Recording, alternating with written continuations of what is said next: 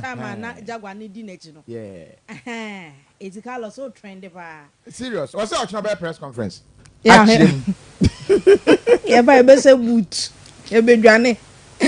Kofi enye enuamu so na NDC amanyokomra sebejafo eni gyenwum a wo mo boni osenwum ye nimboso yesu achenge wo mo sisa wo mo nyankwada kra ye di munsem nyina eba awo ensenkro ye mu no omampani dada John Dramani Mahama ya wo no ne di NDC amyokonu ani mu no ozo wakasa e de afa sa temporal na ne ho sensem no wakabi temporal no yebedi ni nyina eho enkomo bad maremfi si ade na do dan kwa akufu ado esi agua so ama wa yi apio aye pa wasi apio ye good ono ojan num na ache but apio say wasi na ban ya breso yetimi package ni fine aja say ni apio so mamfo ani you for no Church of Bedwani and GBC glasses and bottles church of for no mo nom fine ye kwa kwatie nsam ahodo ene wode tu dwa no ebi ene esansa na nado dan kwa kufa do ade ni si ade so ahun komo nko an ye bonti na this year wode ato speaker of parliament fufra ye no anim ye de beba na nye no nko na Nasara se kwa hima ya wakwakwa ya adoye so ye de ni nyina ebeka ho abrel afe na nado dan kwa kufa do na ban ya wo bebu de to so mprenu no wo se ye dika no na ye ye off road afi so ye ye off road na je se kwan no do so pa no be ni nyina so ansa na owie yedne nyina nkyeremu ebebro na wenim se ene abra na yede na nado dan kwa akufu ado ene Dr. Mamudu Bawumia AC so se president ne vice no won se NDC MPs no manko wenim bia no mo omukọ ayiye yede ayiye ho nsem ne de omo de afiri ho amane o se ene MPs kwa ayiye ai wo mukọ ayiye ti wo mo se wo munya time for swearing no mbekọ ayiye yedne nyina ho nkyeremu ene ensem eka ho pi ena yede ebro anwumre ene ti kan ho na fo adwenhye no bra na yenwura sansemi enyina emu ye mo akwaba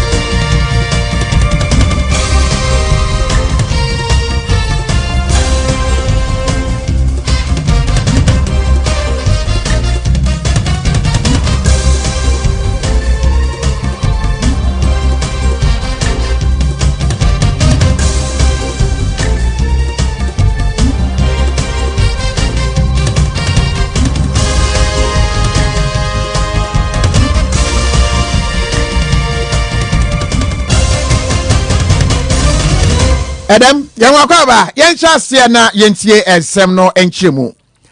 enra anwumre na parliament ekọ asetena edini kan no wo mudi kan ekogu parliament dada no na ewo ho no eye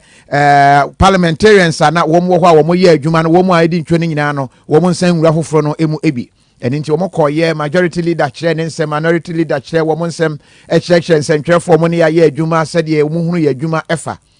womo wie na womo pon ye na yese anadwo no womo nsan emra na afi yemfa MPs fofra ye beji womo atomu e wo parliament no yemfa womo enche ensancho for I ready akwakoduru parliament ho ye wo wa time no nyanso ye 12 no nyamoye afi de uti kukuru wo chamber ho ye ko ho hwe ya sa wo hwe wo Facebook na Sanji TV de abehunu video no edin ye de agugu yi majority side ho MPs na arrange ho obi adi ba mienu miensa ena hunu wo TV no so no wo mu ahyehye ba bia we betena chairman sabonsu ni de nie chief whip ni de nie no man hyehye no fine ewo speaker ne nsa nifa so ho ena eye majority no etena wo mu de sisi so wie ya no wo mu free ho kode no wo mu koye so wo mu twen na afi wo ma be wura chamber ho afi ye wo ho ye te pin bi wanim ho PPP ye dey ya PP for what? Ye kware ya na kese PP for OA bus. OA buses and MPs. NDC MPs na wo mato santen no. Wo mu ato santen ahye white. the share black you crown coat no de akata ne whiteness o ye ba se na sisi no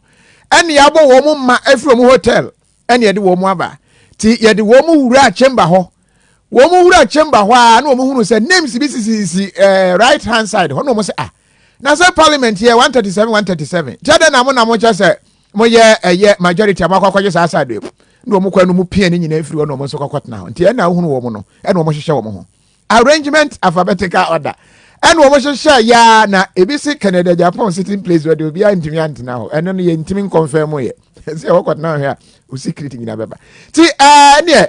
MPs no duru ho no we ye NDC MPs no mo kwahwehwe wo mo se wo mo na ye majority e wo parliament said ye wo mo enkontabu e kire wo mo no wo mo wa anche ehwe na MPP fo no nso ewura mu eba wo mo ba ye obeduru ho na konwa obi te so wo ya konwa obi te so na wo mo se wo mo hunu se na NDC fo mo pe wo mo ntokwa na nso ne mfe awurade ti wo mo anka wo mo hwe na wo mo fa ho nwa na wo mo kokotena bia eye speaker ne nsa eye benkum so ho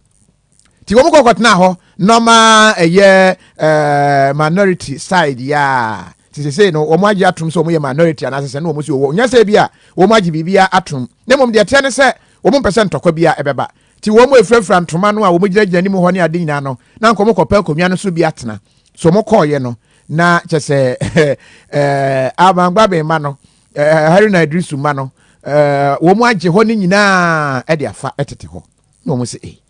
afi de ye wo hwa ye nkohwe a Esra Owusu Akufo ene wawura mu Esra ewura mu a wo se area bi wo ho no wo betena ti wotena konwa no so sore ye ene obi ba betena so sesenyu afi de hu ya ne se a big push sana se omanfo ato ni din Esra buafu apia MP ba kwa afiri na konwa so ama eka kete kampi na no ehwe fom ema Esra Owusu eche se wono de wonyi ni se ba bia wote no obi betua ba betu na afiri ho saa tie kwaya kasakasa kakra ma che se NPC bi ko soso mu tie ne nie wa wo hwe Angel TV Facebook anase we Esra no no pija no sano hwe hwe o be piano big push Esra na ankasa no ye na konwa free ne tuo se senyu video no mo san sha se obe wo se wote hwe na konwa no so obi na yi free ne tuo se de na ba ye hu ya ne se Esra Akufo ne trust form wo sori ye no de abufuo pia MP ba ko se sori pia no free ho no na o manfo ato ne din se the big push ti Esra wie no ti apre piano kosa na nipa wo piano ekoye kwa mi nta kando en wo piano na afedi ye wo hwa ye hu ya ne se asem no eba ne sanyo Esra konwa wo se obi atena so nipa na watena so no akando ya atena na konwa so ti se sana tie de no problem se konwa no so no watena ono nso betena se nti de hu no Esra nete ho no and after the way a big push no ti after no after the Esra say no problem say o moment na wanti Esra atena akando na so akonwa no so nti Esra wo say wo hu ani mu ho no akonwa 1 2 3 third one no wo so oba no correct zoom correct ti white na we chiri no ti en wote so no no wote so saa no wo him ne pa obanfo say munyine free so I can't say it's good for my body ti ani wono so te so a wo enjoy sa ni nyina mu na kasa apre kakra asha se o parliament kwa anche na afa de clerk of parliament wo be wura mu clerk wura mu na okokotena ase ntina ese dwumadie ni nyina no ehya ase na etoa so parliament gusu kukuru na honorable members press just yamom paye no say press no work say prayers nso no work Almighty God we humbly beseech thee there no working kind ni nyina mpaye ni nyina empaye ni wie ye no ene kokoba se eso mo hwedwumadi na se speaker kan ne nsem nyina wie se o ye nhya ase enumu ene Harry na Idrisu sorry ye ene wo kire se wo mu nomination wo de aba Arman Sportsman Babin eninti mudaso yi bo ma ya ma Esra akando anyim no wadaso tene na no so da bi enye nuru ha be bi mo aduru de mo akwantem kra dodo de si ye ni bi ni we de ye ba ne tot sa na de aduru ho mo de mo nkoso ana de akando excellent na so sa ye nwie no anyem no ti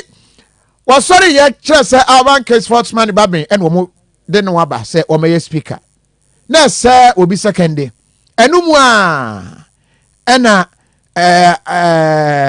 Afenyo Markin sorry ye and was say Mr. Chair we ye clerk the attorney say wo sha say no so saka communication dey feel electoral commission ho I kire say MPs no 137 independent back I just say nipa wo ha nyina no ya to mo so aba list a ye dey abre oni ni ade nanso nim say ya bra okrata bia Free Cape Coast Court I just say eja question wo ye asin of mashibedwani he is not in a capital not wanya say man kwan what na parliament ha fi say oye bo fanda de fa ti me yanhunu ya savu wa na na hono da de aprapre no ba na afa de o man fa sha say bo table so e bod shi jama ye dede wo parliament wa sa say da bi sabra no ana ono so da te wono Obama high two sisi a on never done any obadan mama video no nko obadan ani na afi wayi ne nsateam yenu a kire se he ase nofo no omanfo na to aba ma ntime de ma ba parliament ho a che se what ho na be dan oni ni na no peacock white no ti wadan ani a ni correct ama egboza anti two ni ye too sure and o ma too sure kan ho ne nyina ne se wa ba parliament oba ba ye adwuma nti ne ho apre no hwe abaye don hwere ne ade tese ne Mr. Clark was on your chairman ye mpene enumu na Clark kire se nokre ne nsa kan krata bia de Free Cape Coast court ho nsem ewo mu ne se opani ote o ma egboza yi ense se wotena parliament ho fi se court no a restraining ne se nra no a wo mo besuade a chen nei wo mo esai agemra hwedwafo fo atomu no enya de ayetumi de opani eka ho ma yeye kopem se wo medi nasem no awie ti before they finish eating the case no na kese de besi anya si awie ti minority ne ti say fama you say come minority no pe wabo ti mo fa nchen NDC fo no hu say ba bia keka kono wo mo amomo ani anya de a ade ne yabu afo mo so ti wo mo sore ye kire se wo mo mpene fi se si obi ekodi asem sa e wo court a se ye de krata ehye nipa no a wadi fo no ensem ne ehunu sa ampa won krata enie ene ade ye bua wo fo we ni honorable you say was Ninsanka krata bia speaker eni ho Clark na etena nanamu Clark say Ninsaka krata and I'm so married na bisa say Clark krata no na de breo ene obodin enumu na minority for na sorry wo mu aye attorney general pen ni wo mu deputies ni a lawyer for wo mu say hey edi no obo ye say oye bailiff no ye nim Cape Coast pa ye kokodi asem ho bailiff bi eni ho wa say edi no efe na kesa akwa ya pre enumu na Afenyo Markin wa sorry na say chairman sabo suno so sorry no mo de brofu bo ani sa kika bo ani sa de ko wie ne se Clark kire se wono de won na Clark ho kire na nura papa mo de mfoni amfa no ntoso first mask na ehye no shield no na heat a sha se de no inside one so mo kire ho pa parliament wono ye hwe na aja Clark yes nura ka ketwa bi sa na yere frɛ no so be fa na de Kofi na zedi o musi jojo ne de Clark hunu de wonye no ho fi se wo hwɛ ensɛm no a eba no a akwa ye se efan bi Clark kire se wono de court de aba no en wo hwɛ ama ye adwuma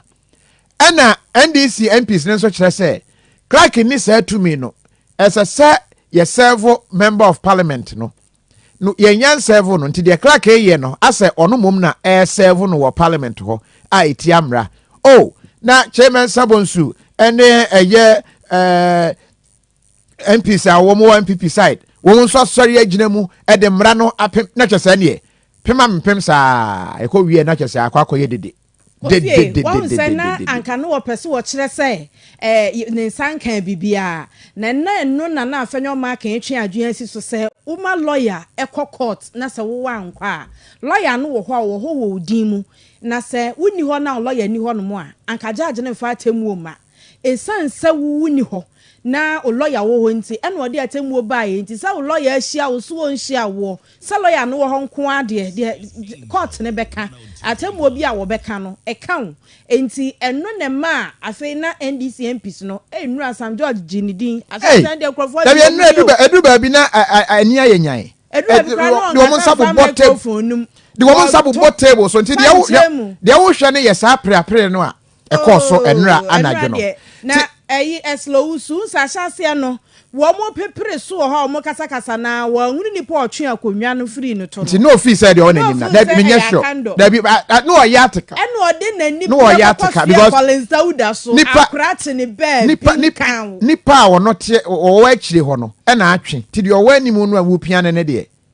Collins Dauda na no odo sa no sa no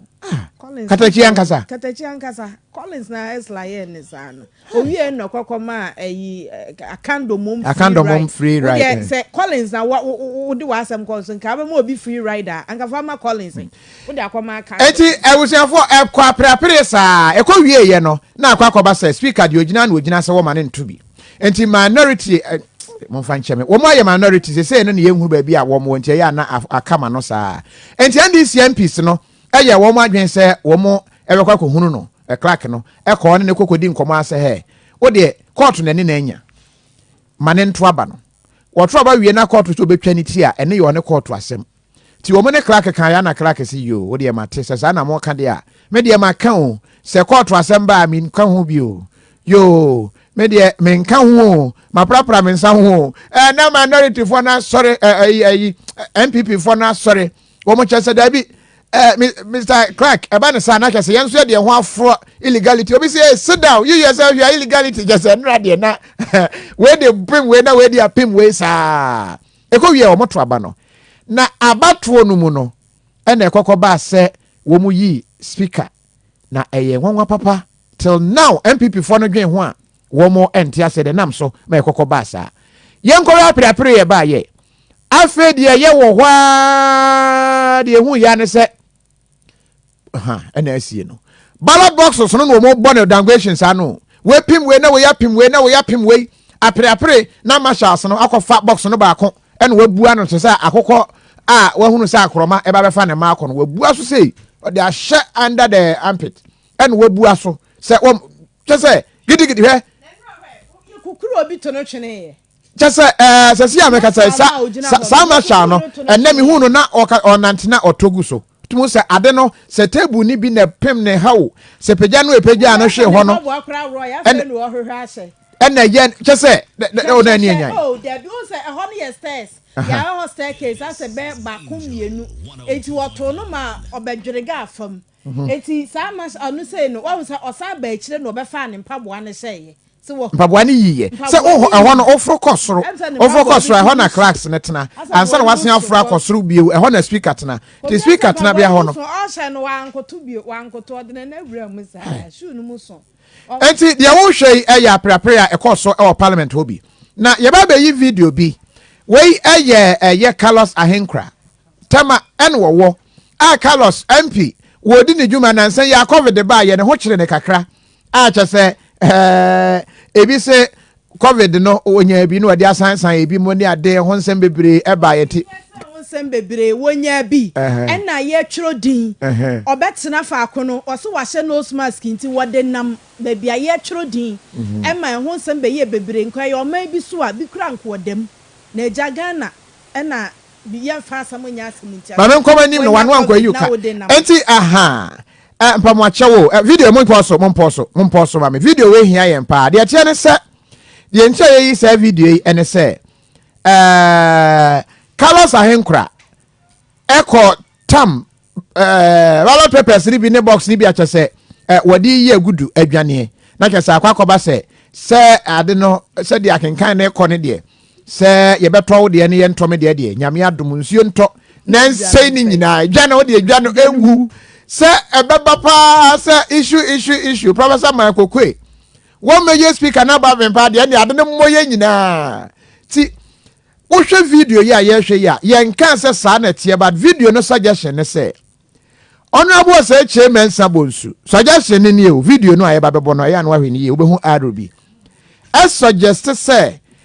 na wone eye opani na gina ho edi nkomo ti wone ne di nkomo no ano anu opani ya wo gina ho a ohwe TV ne side no opia ne ko nchen kakra se he open the gate o pa chamo video no open gate anu obi gate no ede emma Carlos what dey he ti ogina nanim ubehunu nipa no a hwe kwana ho pa ha no opia no nipa opia no ye opani Guy, Asam na esru so aniwu. Na okay. Parliament amukọ ye. Sojafo aye ho ma atwa ho ahia policefo gina wansa na clerks e wo ho. Mrahebedwafo nso so amoho ho bi te sa akando ompaja sere ompaja na ntuo. Ti onu wo kwa hare. Na se mrahebedwafo no kwa bi ampa wa na January azedun katia wo ho. Wonu wo kwa o chamframa ho onu adu ho. He na nkaka. We say hwefo enti wa father no ne ya. Omo praye no omo do so na omo de ase omo. Eh serious. Say papa. Na ebi mu ani abrese on pese o mo boni pa eche Carlos na abaso ya hwehwe mu a emfoni bi wo ho mo hwehwe sa emfoni no mame police ni bi no da bi marshals ni bi kwan ya o mo fa so egrepo no wo ho it was a grip anti aha no nipa onyina woni ensa no e ba no video ne bi a mo zoom ko kakra nsa no Appiah no say no eye chairman zamo so wa da kai awe na chei epeso ohwe bi na Carlos nsusu gina that is the other school of thoughts ni bi ne say o share video no I think say more closely in kakra but o share sa kona ho no a na ayese honorable say chairman sabonsu ene Carlos edi nkomo enti wone ne di nkomo ne wie ye na no ana o pray nipa no as to say o hwe bi ana say eye open gate to Emma Carlos no obi ntumi nkyere but opia no no ana Carlos fa no so box num say o de ko ebi mu kra susu say owe paper ni bi yes sir ba na santi ba na sa na recounting ba ye be kan na che say anso owe paper no na wo ye tefre. This is Angel 102.9. Oh yeah, definitely.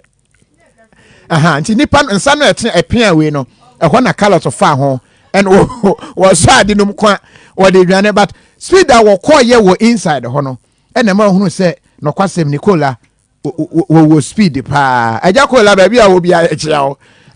wo tumrika kan tete ho na wo kọ meters pa na se de wo si dwane no ena na nanom de to ho na kola wo speed ti Carlos ayenkra ewie na fe de apere abam na twede trouble mu de o hye white wo ho ya wa say eye Appiah Kubi ai wonu say ne twede a woto ye no na ani enyan ti etroswa to a point to say afede na se sojafo ebam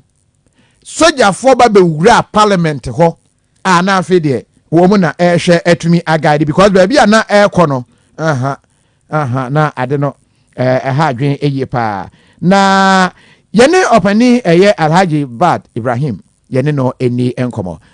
ajaye bad ye mo adwo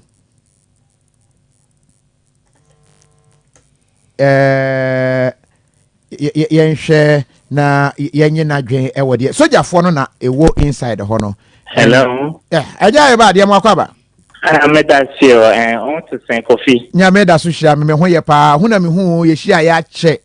Ai Angel on some boy to makama. Yo ye da se pa nso ne wabasobo. Se si ade ye hwe wo Angel TV ene wo mo e wo Facebook e hwe eye esojafo a wo mo awura parliament na wo mo ebe kamo niema. One omanfo raise concerns e fa kwan ya enra the course no security wise e koye. Police for edi kan eba ho ema eno minority ne kire se wo mo mpe police for in fact before cry no ane ba bedu no na parliament ho e free gate na no ho no na nkrama abegina gina ho a bad number no mo nsan he na nkrama di kan call ye efie ho a wura mu anu wo mu hwehwehwehwe ebi mo se nkrama ne bi hwia wo mo mpabo ho che dodo ne ade ti yenyi nkrama no mfa wo mo free parliament ho enti aba ye no o hwe enra no a na nkrama no nhye de ni ho na nkrama no san eba ye eja your bad security breaches bi cause so na wo hwe sojafo eba afro no a nkyeremu kyerɛ sɛ Ghana Parliament on the floor no say soldier for basa na amounted to say kuwo say den we be matter interpretation mona mo ben wo security ho nsemu boa yen kakra That's a confidence acquaint. Nancy Ghana and some say it's here. One she na one can say yeah na or be at the one no it's a bonnet. Osha mama a hot door a tray no issue near Koso. Nene keka hona dane say ye kind a mama ya assume a walk to be mammy keep ye to ma we Ghana free one a ye. Now, so right from the period before the election,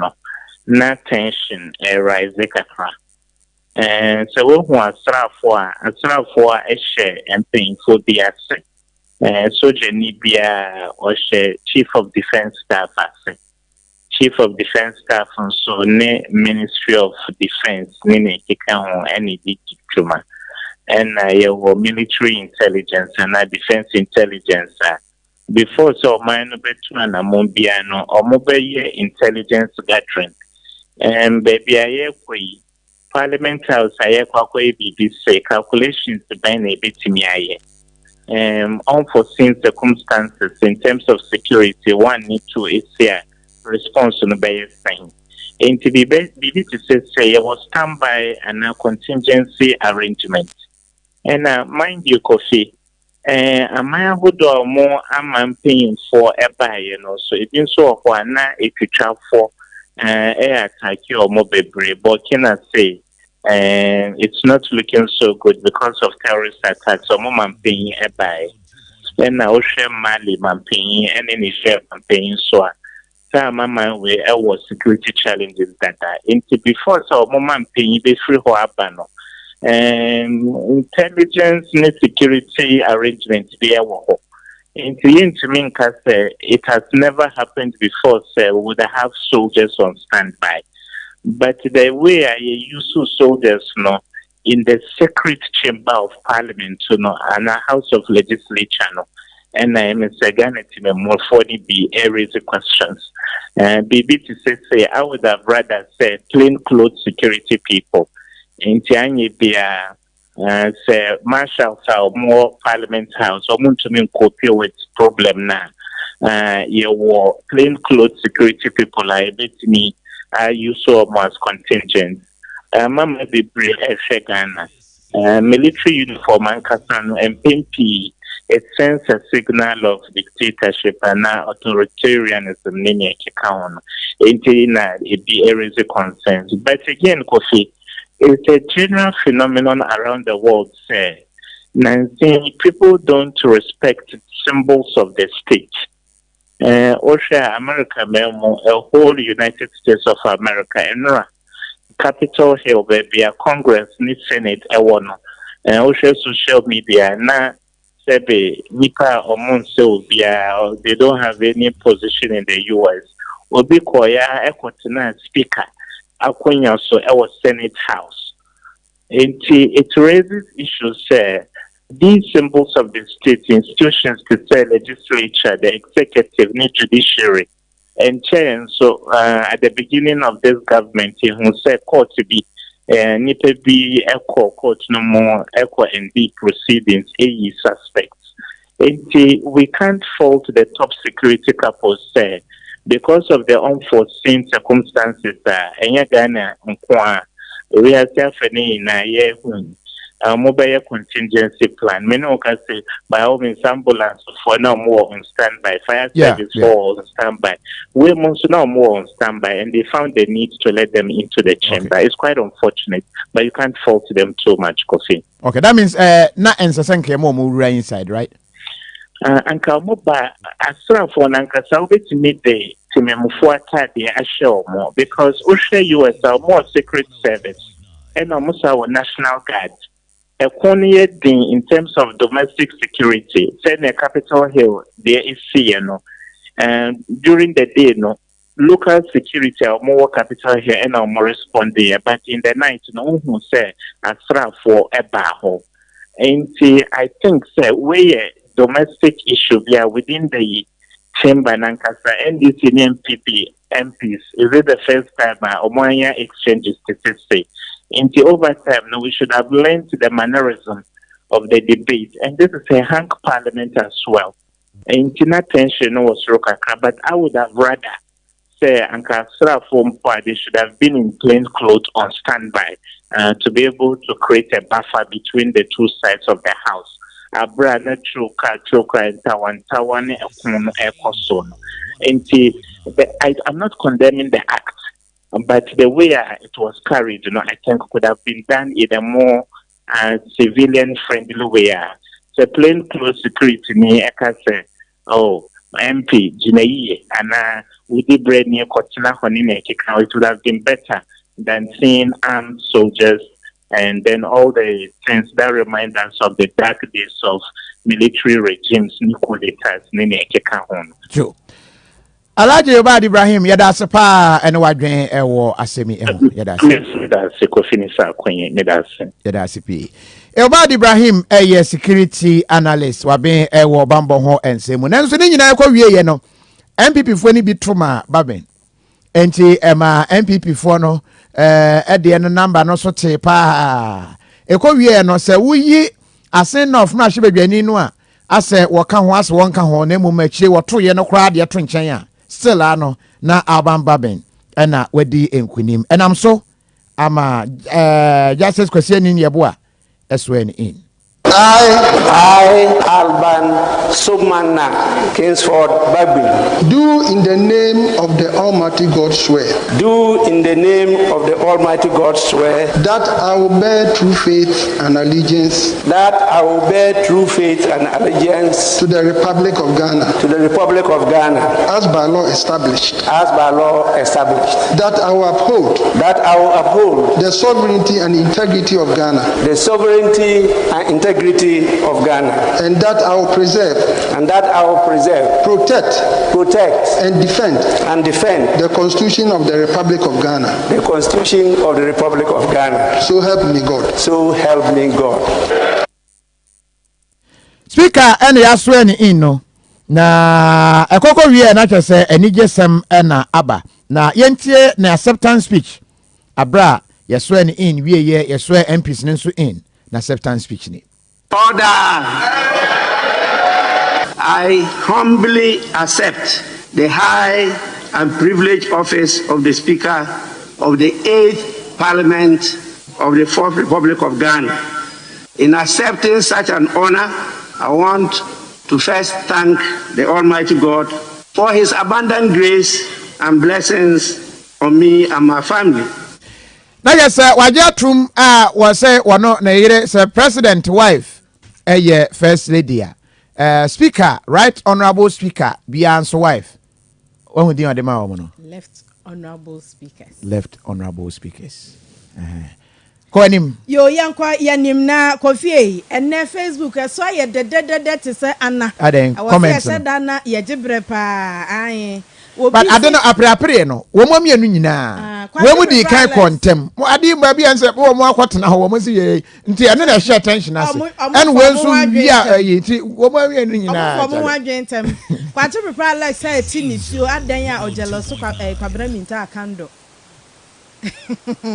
what you feelings Christopher Mensa and was my two powerful people brekum people ye da se hegado ezo se akwa no ye or chopping some beatings and na Kofi nso sisi P1 kwada mpo wo mo nye sei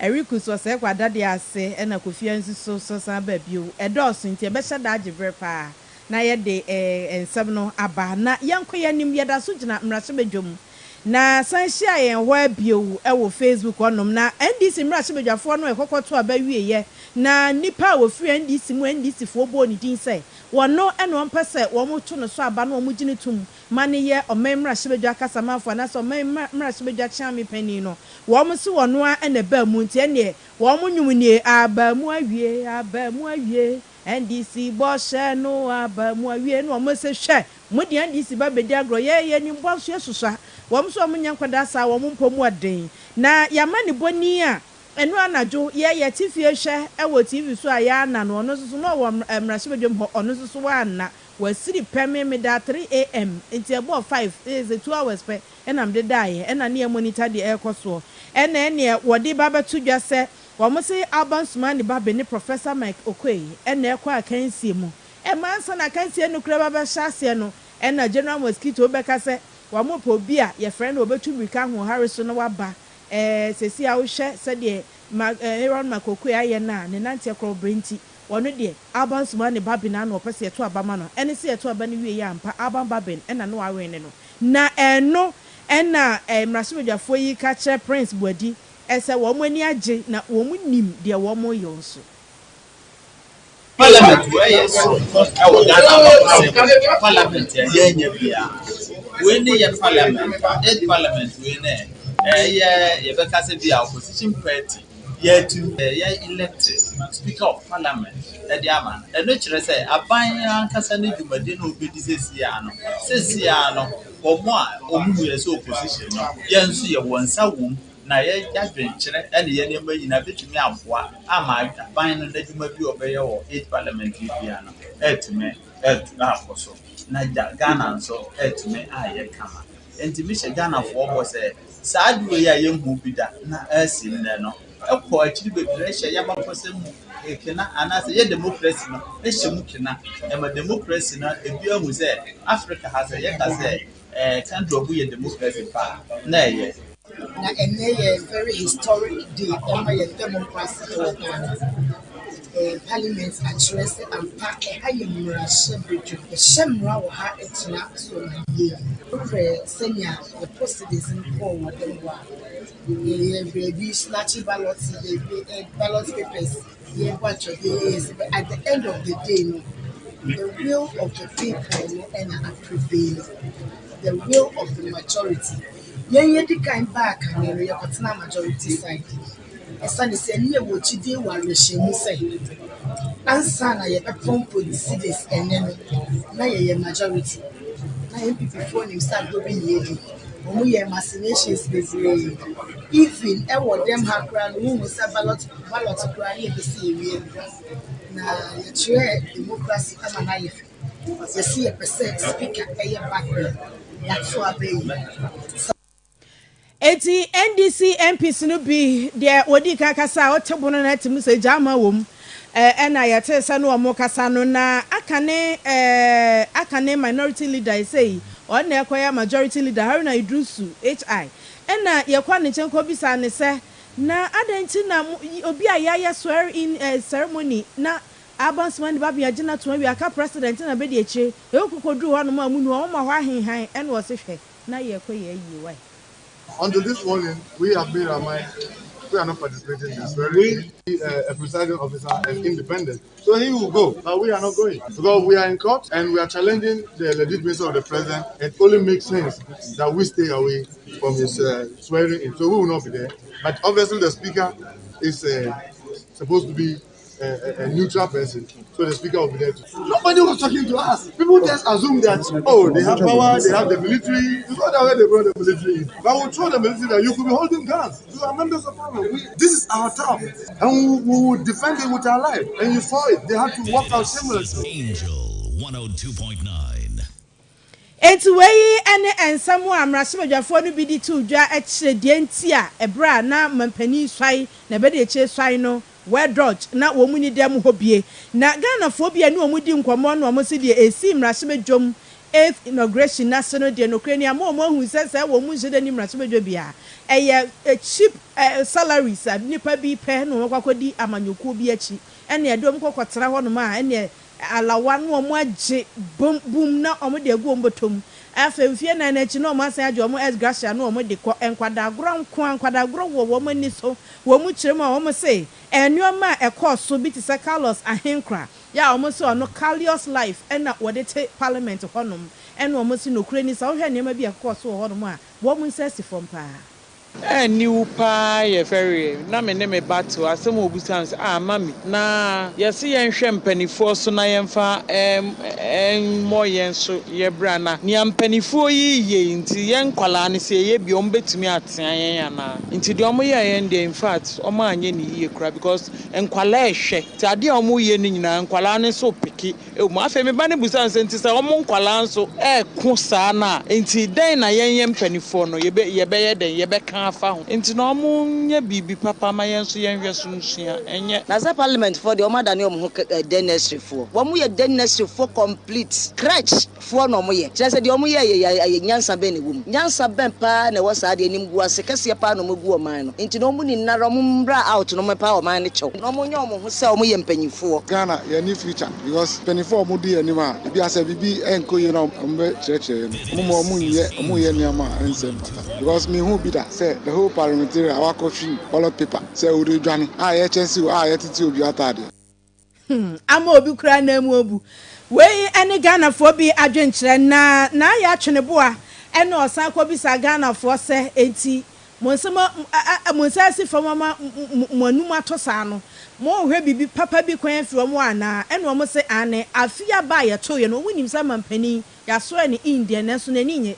na ogidi so sa ni ministers ene wani a ene we na hwe na we na mi alusu no omkro mo hu ye hi eche lusu anka omo ye alusu no enti no na mpani besua bibi afrim ministers besua bibi afrim ama omo ye bibi papa ama Ghana fo. For me, I don't expect anything from him because you see, if you have something for Ghana, you would have started doing it since 2016 he came in power. Since 2016, Ghana has been expecting a lot from him. But the only thing he has done is to deceive Ghanaians. And now people are suffering. And people are not even now, a lot of people have lost trust in him. So the Yamana de Ogusuye, na nemo sa running shift ne de, was say no de, or Shenan Kola no money na ko baako. So what I say, sa running shift na we bet refie, remanda we me me madwen say omo mu ni na nkombom na me expect say economy no obehwema economy no akoso niam ba from because say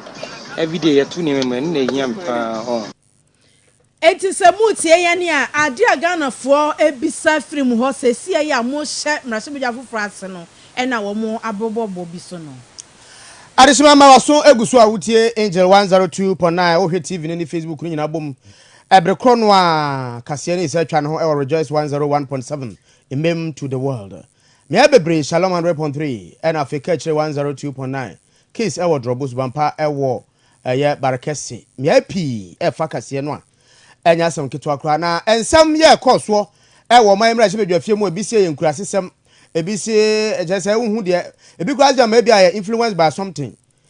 jese bia na do kra capital jama ne bia twitwa bi ntina no pe no mo yes ha no pinu aka wo madwen bebere kire wo mo na ensem no se na wampani dada John Dramani Mahama fragatu for de ma ene DC amdoku no so wo hwe na watro krata wo ne Facebook ya wo no so o kire se no kranie ade ye koso ya so hwe mra hye bedwani ye Waterma West Carlos ahenkra wo ye no a eno kranie egu ma nanum ase papa ade na nka ye so ho da ye se nkoda krani be hye so se mpanimfo no mo ko hye ho ase na se wo mo yo na airtai abufu se wo ma so mu pa twem hu twa se akokọ ho abeto akokọ be ma e wo fie no chese na airtai kora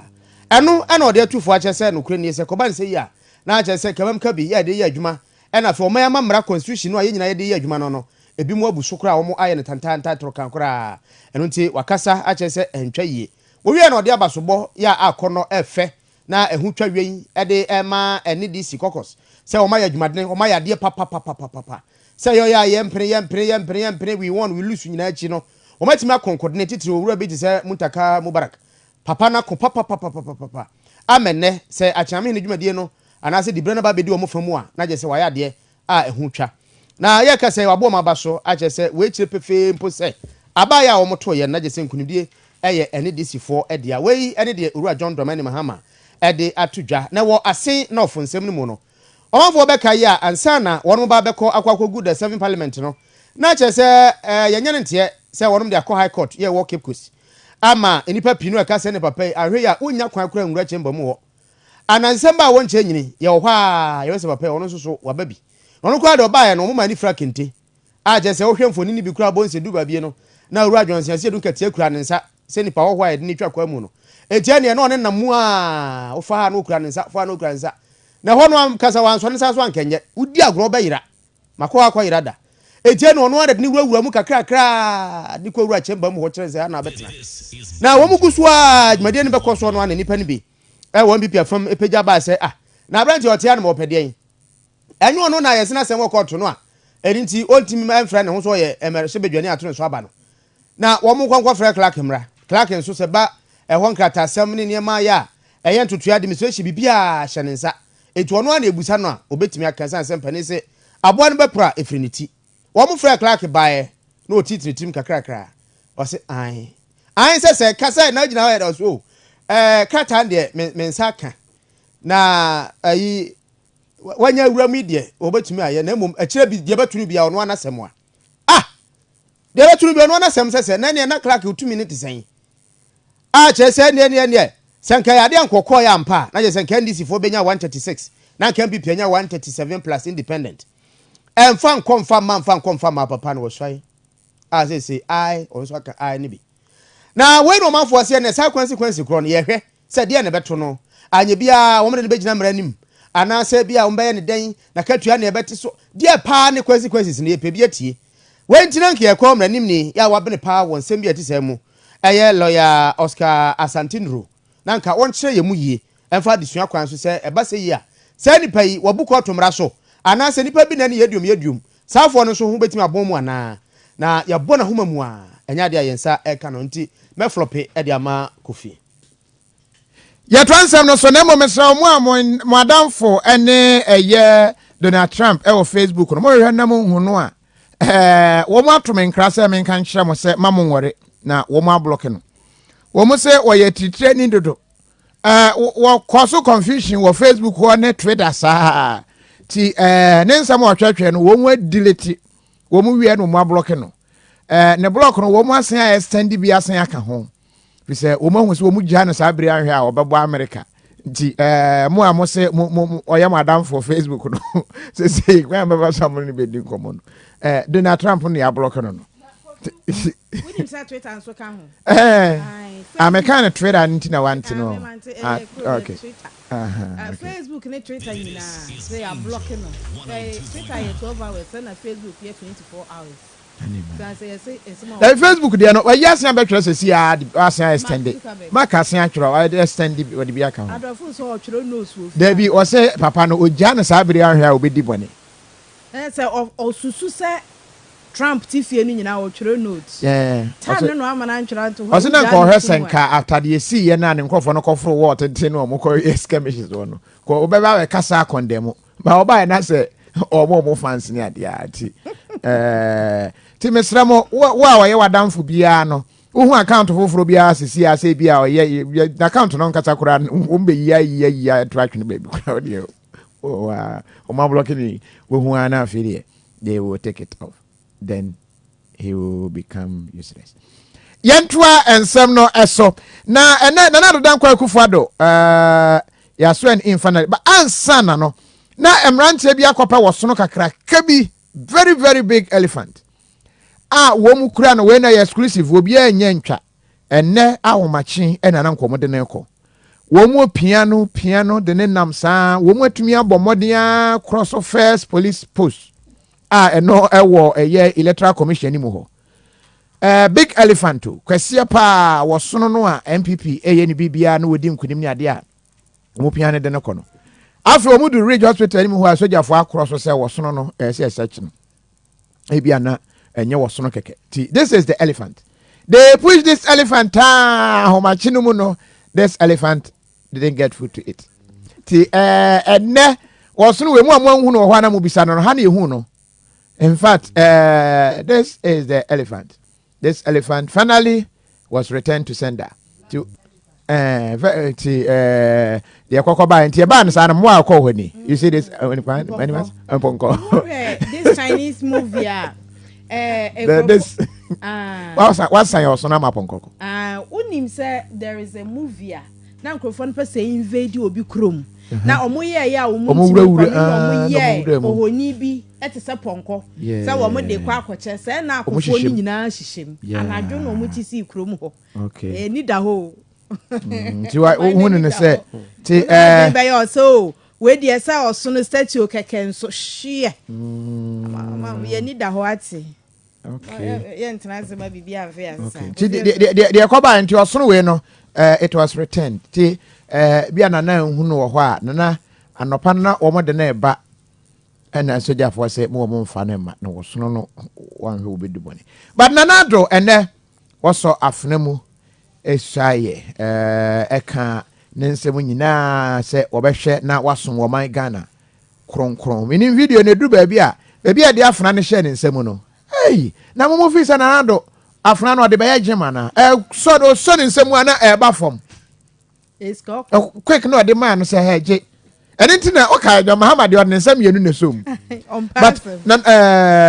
former president Kofi ne nsaba akon ene som ena nanado ne first time no ne nsaba akon ne som second time what ne nsa ne som ayi adenu ya kan say yemre emuedu yentie nanado abra o shaye no I, Nana Adodankwa Akufo-Addo, do in the name of the Almighty God swear. Do in the name of the Almighty God swear. That I will bear true faith and allegiance. That I will bear true faith and allegiance. To the Republic of Ghana. To the Republic of Ghana. As by law established. As by law established. That I will uphold. That I will uphold. The sovereignty and integrity of Ghana. The sovereignty and integrity of Ghana. And that I will preserve. And that I will preserve, protect, and defend the Constitution of the Republic of Ghana. The Constitution of the Republic of Ghana. So help me God. So help me God. We nana owie wa hu se de Mama Rebecca obo ne nsem pra yeah nana yabro finally the battle has ended. And I just say, woman, some say, am I penning for bebre? Woman, so a baby. Aha, more call okay, Tina etna, a kunyanum back, no, sorry, any abortion. I cry when J fans and to boom, or the cocanch and guess, and not nothing I'm watching. And see what fortune is a boom, near man, yay. Aha, flying ya dia funa no man no kai we do say you ade me ko jima che say o ade muduru no me nim de ntia ya we de ya mo support hwe nana ade we muduru first time no kura mu like that one hand John Muhammad nim say ontimi nso ne one hand nti oba no was on two hands Minim say bia obi asa obi hold the two hands ne som I think eja takra MPP for na ya na one hand but this one the one hand was coming down see no pentem mama ni awesome for because one time moment picture no photographers na yes I say wakọ wedding bi na open you may kiss your bride na etwa picture na nipa na where you no mo say anya na for front where the Kofi o for yes emuedu pa no fina mu say o ma sesa de na na eno a emuedu pa e say na nanso na o san she coat no o ma hye no wase nti otimi mpagya ne moto mu ye ba ko no fra ntoma no o se mo hwe moto mu kwa ti we ni ntina we otimi mpagya ne nsa no na afede I say mentimi mpagya emuedu pa mentimi mpagya it's very very very heavy ti me say ba force any o do nsam ye no sana wasa mentimi mpagya sana wasa na me kwa gym dumbbell cry mentimi kitwa nkete no cry nketwa na pagya nkete no ye ni say ya na na di kan yi ye no cry na kan ye fiato na we bo na so ha monko from the time no or pick here no find chance and for them konkonsa dey am say no I think say the refi say ye dey mu aduru no ba kononko mama ni ye cry also mu no say man so mu ye adi we to form an Ghana for superstition asofo in commission ni adi ko mo de be cancel nana uti ye papa first what the truth we are no dim the content kwat na akonwa no so 31 Che na me nyina ho say. Me nyina ho. Enti sabane sa wo de onya freshman capsules a ebebo ama wo ye be ma watumi a shake ya power opam. Ena ema no so mo de fresh lady capsules. Ebo asiesie ahemfie ho ma tokura bodwese no a Appiah boy no emu ye fine pa bomodin na pe freshman mema no na fresh lady. Ena me ko ye me hu ade bi na me fe pa donko original hand sanitizer no man for the bi ba ho papa we hwe no ma no adwe ne bag hu fi say ibi no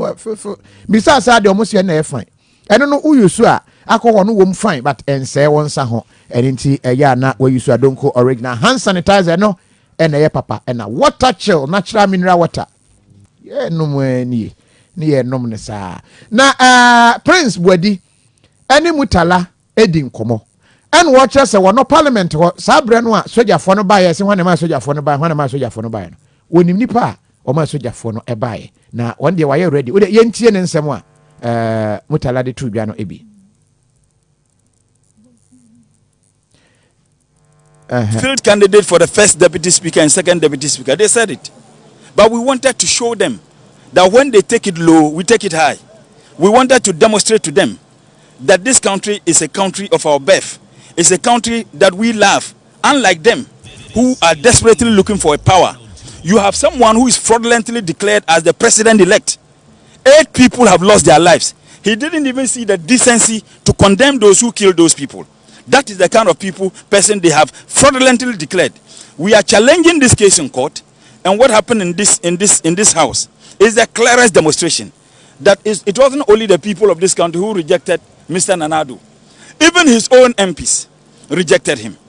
And that should send a signal to everybody. And that is why we are very optimistic and confident that we will emerge victorious in this petition case we are sent to Parliament. Because we are not asking the Supreme Court to do any interpretation. We are going to the Supreme Court with numbers.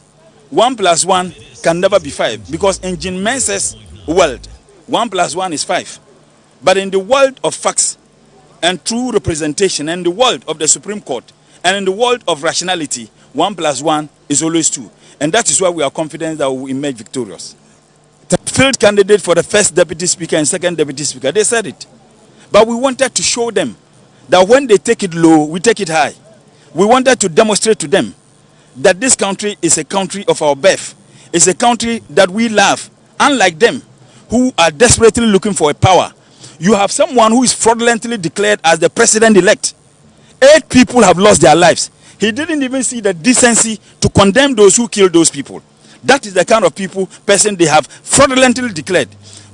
Enchemu a wode eba ye no woto aso church se abra ye frɛ sojafo no kra no wote honti wote wonim nipa wo frɛ ye na obetumi aka ye mfa nkokot ne ade obeyam hwehwemu ade afa ho ma won se ye nanayre Phil Oche ye is it Osakwa atwero ade aba wase Kofi akofna nkasa pa de akan amamre mu no ye mfa ye nsam ye no emfa nsom ene ntino mampanyi dada akofo de ne nsaba akon esomu na nanado enso de ne nsaba akon esomu no enti enchemu a ye de aba no charity ese akofo na ne mfa nsam ye no ye je se ye duru ahimfie je se yakwa ahimfie ni ekokobisam ti na nasachi akon drobo manhene baba kobisa no enkwaje nkyire mu na na mu tesen akofo na we na nsaba akon ntimi na de mienu beso mu se na se tete no de enti a wo mokasa no a meni be ya adwene se na ehemfo enedi akon edi sanim enti sa wo ohene a ubasamu oha ntimi so akofo na mu a untumi isa akotade mpo na kampese watimi edi sanim ko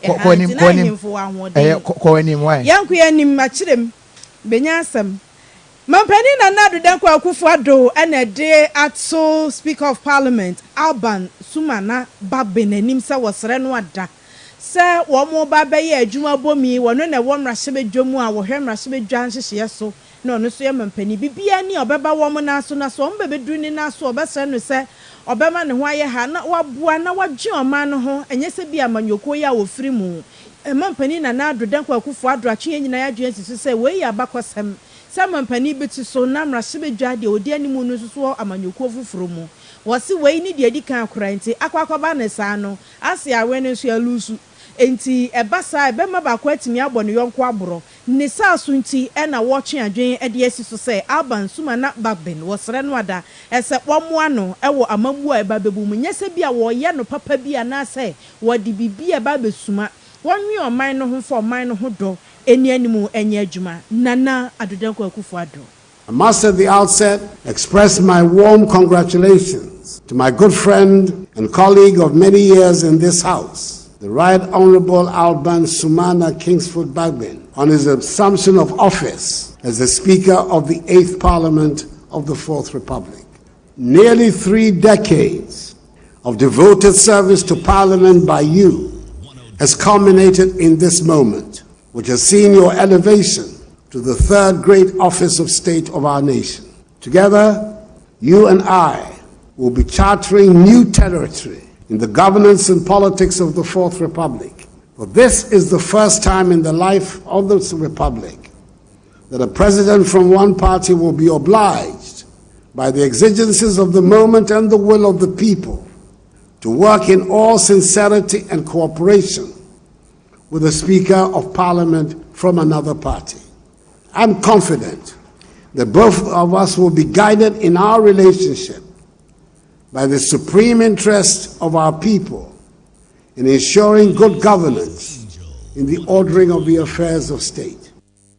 Wobi se enye mi fi opemem ko me nana akosi ame ahene ne nche obrekum na mi konko bisa no mame Nyakopon we sha pa akosi ame ahene otoso miensa brekum ahema enono na Kofi yedi mampani mu achi a ankwabi ahema ye wo se kwa na afi asapoma manfo ta friend na Nasara wono na wose wokai onibie ni mobrofo ye woni mpotamu nti waye ayede achichire achade a emu odupa makomako hanan adonum 450 ebi yamo ebi yanwa enkokɔ nkosua sardine tinapa osimchei eno wakwakwache Ediama emobrofo ye wo se kwa ne mpotamu nyina ne ese nana wanya bebre sa eno so dabi wo account e wo sika krabia makomako be se 9 enti wo si mu ahemache woduru ho a wo se ahene da ha omo si apem wo se yimame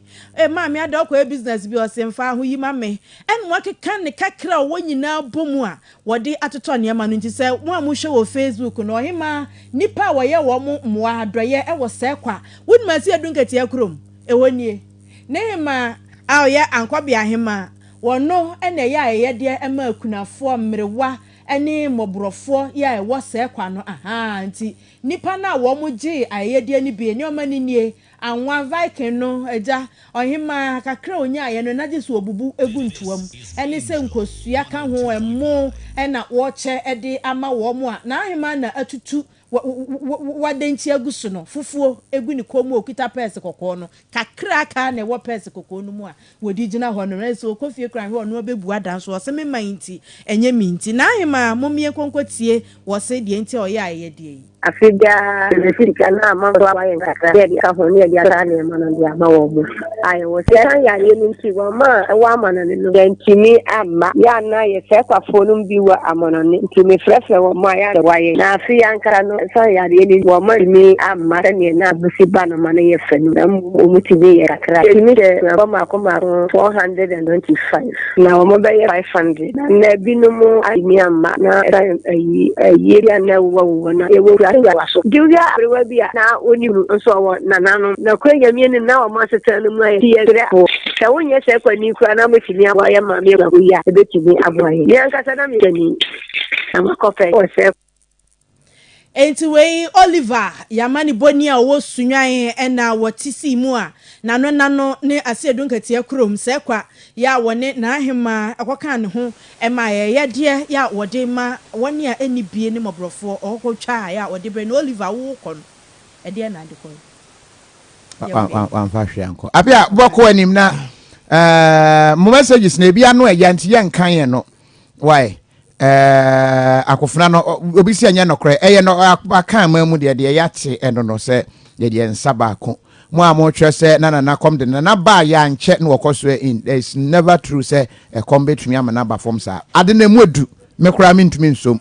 nti ye simple monti ase we si mutala ene agoro de se ya destiny na ode ba ye Oba Ajo free ya Appiah was say Angel. Mulusumu viewers na say wo news time pa stop the jokes na munye serious. Madam we serious akoye busu meeting wate. Nye niam ni nyane fa ni serious a. Ye be true serious roto 5.6 dear brand na aba form. 5.6k. 5.6k na aba form no. Oh sister. Are you an enemy of progress? I don't be born in some no. Born some my sir. Was say you go talk through. When I talk through, Albert Akom. Konye, yeah, my Joe so I. The American no. Do baby I be more. Just be more too serious. Sir. Do baby ah. Some no na day mauno. Ti meta de day more with me enjoy ano. Me baba kind of nado apeta sha sem no. Ba Appiah ko animbra. Ya kwa ni mwanje 102.9 TV na Facebook ni so na ye de ni chirem ewo nana ado danko akufo ado achenkwana na onombre mu ado preman ado akofona big one ye kasai nana ebra wo so awie ye no okasae ana o kire niam ahodo a opeso ye ewo na ban na mamu otoso mienu mu na wa kire se bra wo ba ye no ene akwade wo ye bi pa afi so obesan ya kwan bebre wakasa kire se akwan bi ho no ma wode man 10 no ma wie na fidie ne de odi mprepa na beka contractor fo no achi ene akomba ya ma obun sampa woro ketre ma faso kura entwawo na kasa bebre yentie ne no so amokuma se kwan so a na makai no. Our roads are being constructed at a much faster pace than before.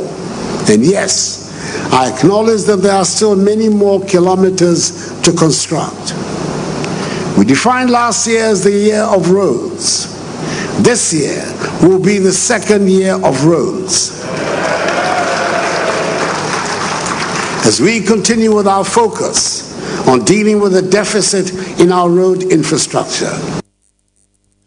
Wey ani dia nana eka ye de fa akwan ho na ye ka nana se rose no ya wonsusu enfocus on mantem akwan no ma ye no bi okro ma dwiso ma nguso ni nyina ma ka ho kumase kwan life matter wo mo ntimi anya 3 lane kura ma ya wo de 2 lane de wo mo nya ntem cause ufri poku ase kra kwa ba bia wa ye car wash overhead wo tra ho kwa ka bo potu osu musa tra every say tobut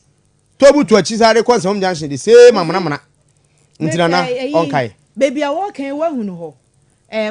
nsawa mu kwan yi enye kra paitayo aka every Festus hotel area ho no ni nyina poto bebrebe se wo firi Kumasi na eba Accra aka kakra mu adu Festus hotel no poto ba ko bi wo ho minim de ehyem ubom pe wo tai be pai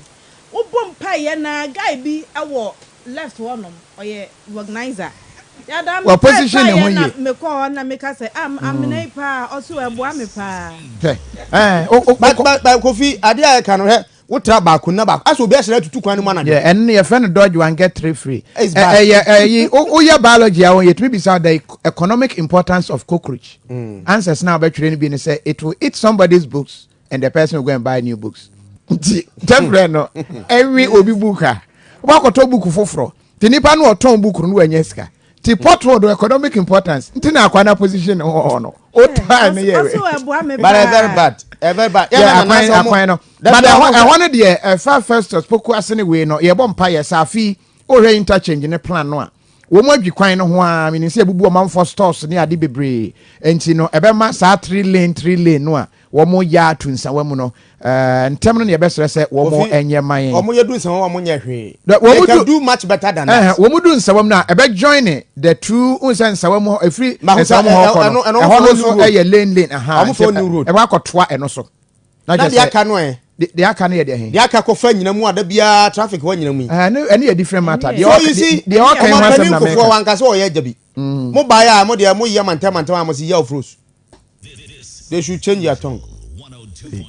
Oh yeah, because me I dey my name say film now. Who say I shall say nyane my din na me be say me kasa. Until obi try say Appiah it looks like we are bufu ya me time papa. Ma me nya Appiah free mu na wan cancel. I was for yeguso de kase bo no abroad. The upper change nyane say akwan no bebre asese nti mu ye bia na mo aye ni nyina mo aye bebre no ade aka ho. Na say de o mampani hye bo say o hwe say ne term nko awie na Ghana 15% no aka wo mu ne nyina ma hoden wo bi atuanya bi no na nka akwan no so atumi aye saa me dis ene tofa bo mu eno no na do dan kwa akufu ado ene wo kasa no wo kire se na ban ba ye one district one factory no otu ho na mompa ema se say eye eku juice no ekumfi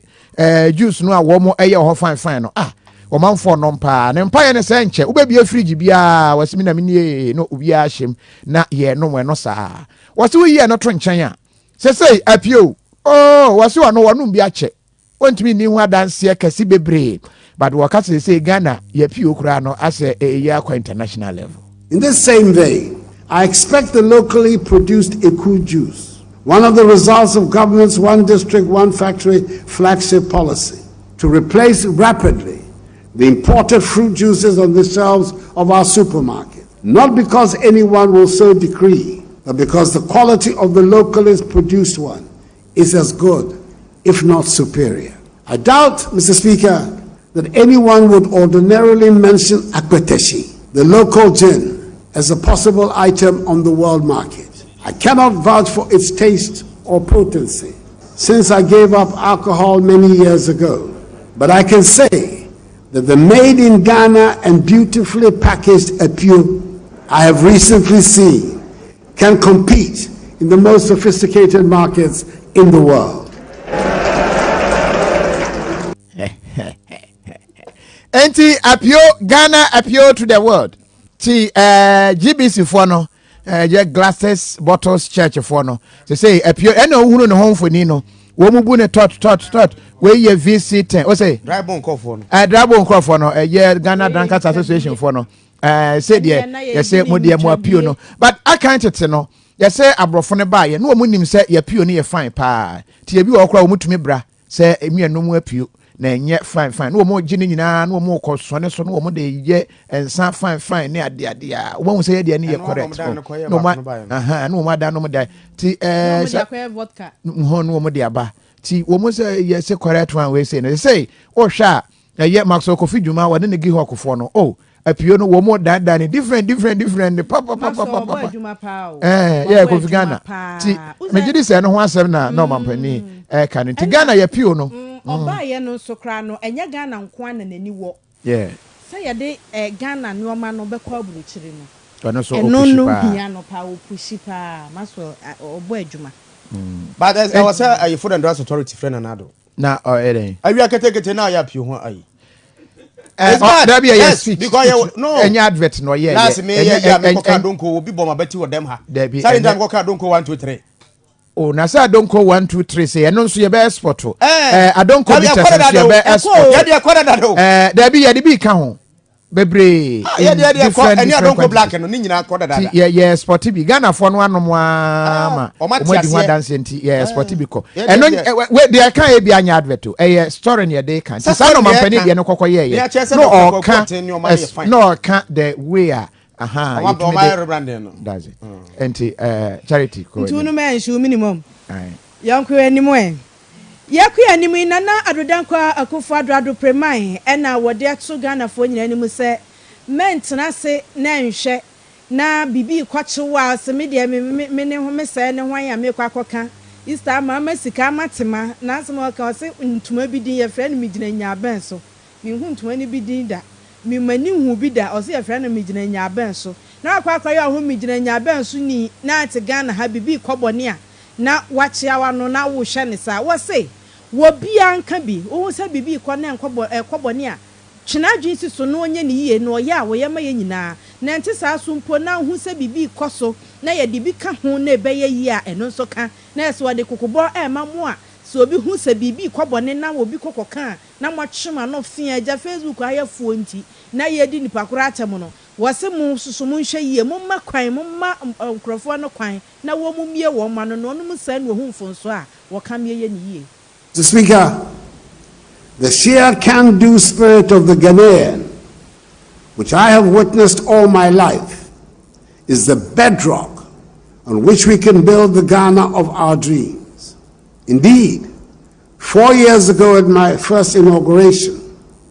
I urged all Ghanaians to be, and I quote, citizens and not spectators, unquote. I appeal to you to be active participants in the effort to help build the Ghana we want, the democratic, free, prosperous, and united Ghana envisaged by our founding fathers, is the Black Star of Africa. Enti wei ene nana adodanko akufo adrade sre hedema Ghana man adehye nyina. Afeyentoa ensem so na we de medem ko US man mu. Amane boya efri US man mu eba ene se mentime ho ase ene ntinwahye kakra pagya ni mu no. Oba ba ko ene nipa miensa ana afri mu a eka bo mu aye nan ama eka se o ma chi nipa aduonum emienu. Na wo mu ede mentime ho ase no to mu a ede komampanyini atenaye anase ba bia ya wo man no ehia Congress dan kakraka ho no no. Na eno na enam so ema US National Guard no wo mo etumi etu anamon wo chese sankofo ni nyina nso so eye Trump achidifo ya wo mo chese ade no de ekoma Trump etu wo mo nti wo ho ase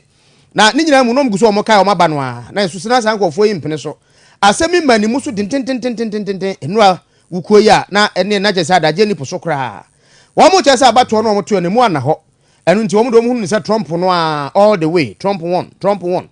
enu nti ene so ko Washington DC ho no mo a ene anya sanketwa ye yenko ni niam ahodo a ekoso ho no enam so ema wo mo ma bene pa otopa ye ene niam aye etimi gi bum na ede oja na oye ne ba no abene mu no timi ko hwehwe ho no mo mu se sa niam na bebre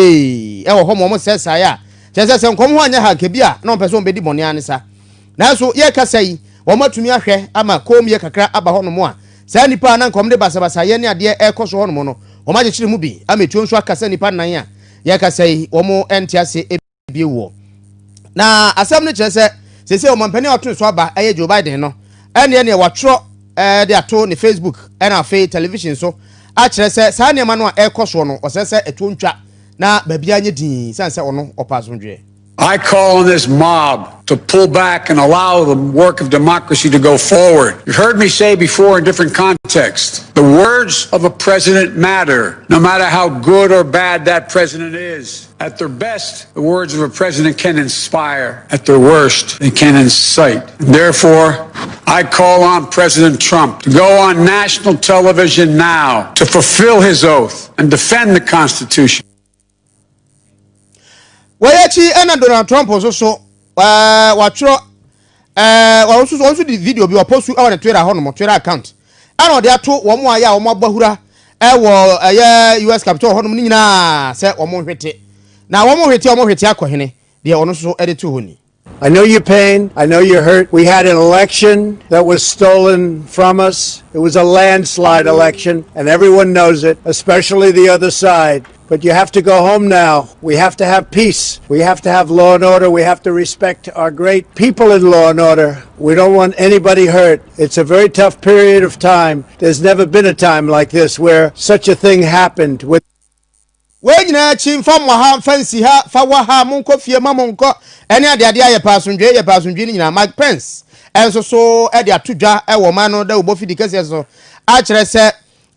se de enipa ya wo ye nkunimdifo e wa ba mo to nyina mu no e Joe Biden sabrei o maka ba ni nyina wi. The whole number of electors appointed to vote for President of the United States is 538. Within that whole number, a majority is 270. The votes for President of the United States are as follows. Joseph R. Biden, Jr. of the state of Delaware has received 306 votes. Donald J. Trump of the state of Florida has received 232 votes. The whole number of electors appointed to vote for Vice President of the United States is 538. Within that whole number, a majority is 270. The votes for Vice President of the United States are as follows. Kamala D. Harris of the state of California has received 306 votes. Michael R. Pence of the state of Indiana has received 232 votes. The announcement of the state of the vote by the President of the Senate shall be deemed a sufficient declaration of the persons elected President and Vice President of the United States, each for the term beginning on the 20th day of January 2021, and shall be entered together with the list of the votes